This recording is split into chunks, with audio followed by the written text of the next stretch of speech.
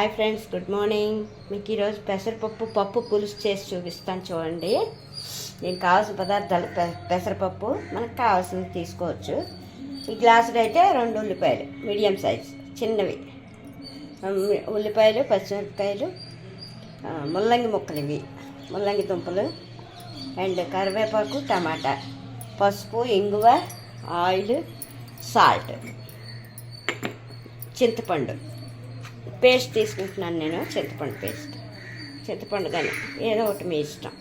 Okay friends, ఇక మూకుడు పెట్టుకున్నాను. కుక్కర్లో ఫాస్ట్గా అయిపోతుంది. ఇప్పుడు ఇందులో ఆయిల్ వేసుకోవాలి తగినంత. తర్వాత ఇందులో ఆవాలు, మెంతులు, కొంచెం పోపు అన్నమాట. 1 స్పూన్ మెంతులు,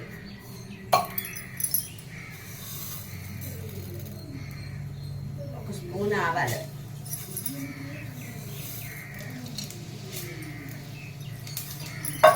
కొంచెం జీలకర్ర. నేను జీలకర్ర పొడి వేస్తాను.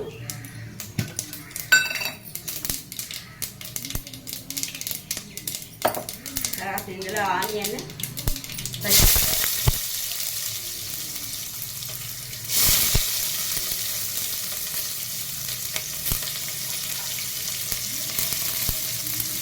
కరివేపాకు,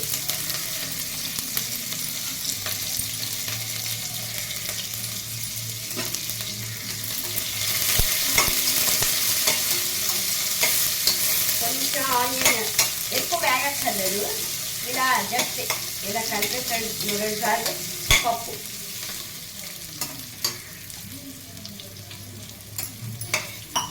పెసరపప్పు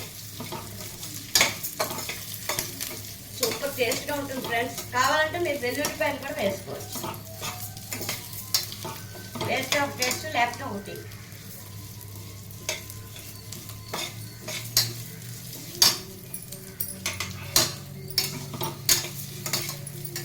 కొంచెం వాసన వస్తే పెసరపప్పు చాలు, ఎక్కువ వేగక్కర్లే.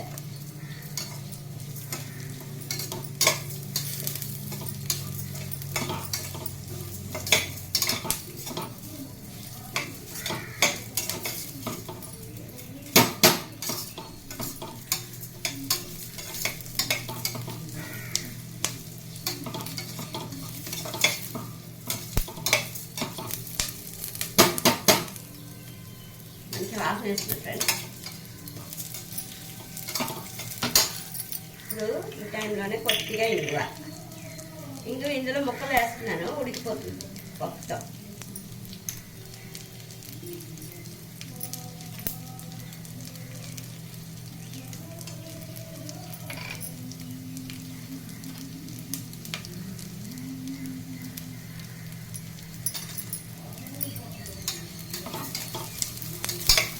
ఇందులో ముల్లంగి, టమాటా,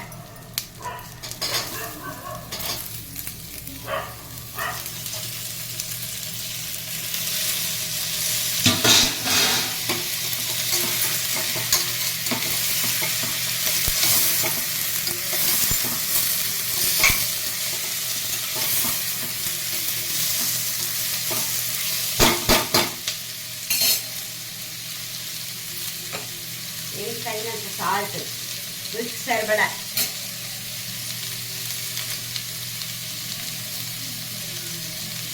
పసుపు,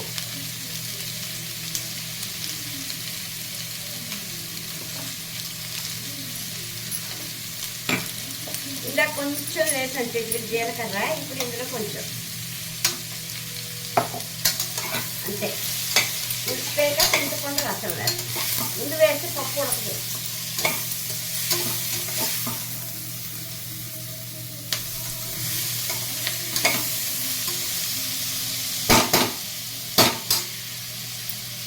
రెండు గ్లాసులు వాటర్. ఈజీగా అయిపోతుంది, చాలా సూపర్ టేస్ట్ ఫ్రెండ్స్. ఒంటికి ఆరోగ్యానికి మంచిది. పప్పు అంతే. 2 గ్లాసులు వాటర్. ఓకే ఫ్రెండ్స్, ఇది అయిపోయి చూడండి. పప్పు అన్నీ ఉడికిపోయి ఇందులో మెత్తగా చక్కగానే ఒకసారి ఇలా గరితో అనుకుని మీకు ఇది ఎంత పలుచగా కావాలంటే అంత ఇలాగే ఉంచుకున్నా బాగుంటుంది.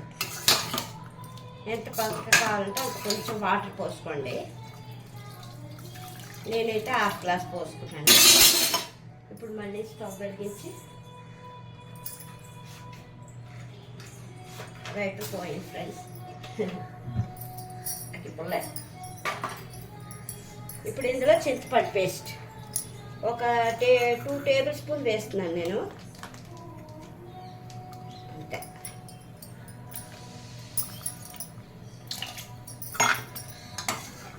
సరిపోతుంది ఈ పలసగా మాకు. ఒక 2 ఉడుకులు ఉడికిపోతే అయిపోయింది పెసరపప్పు పప్పు పులుసు.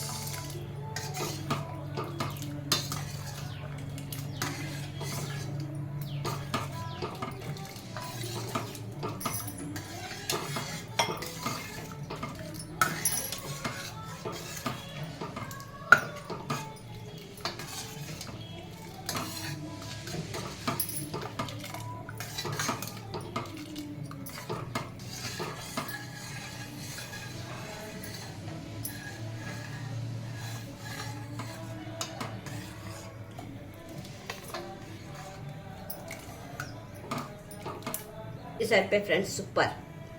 Thank you. Please like, share, subscribe.